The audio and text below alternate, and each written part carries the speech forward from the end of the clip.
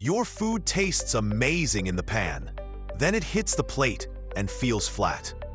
Most people blame the recipe, but the flavor didn't disappear by magic. It faded while the food was sitting.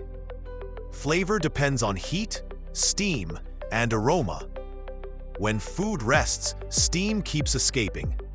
That steam carries aroma away. Less aroma means less flavor.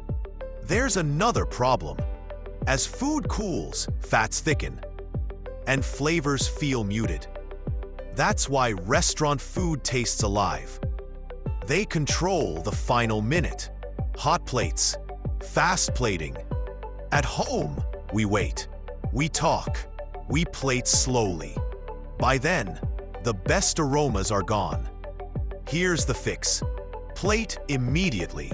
Keep the plate warm. If food needs resting, rest it, then serve right away. That's how flavor stays on the plate. Do you eat right away, or does your food sit first?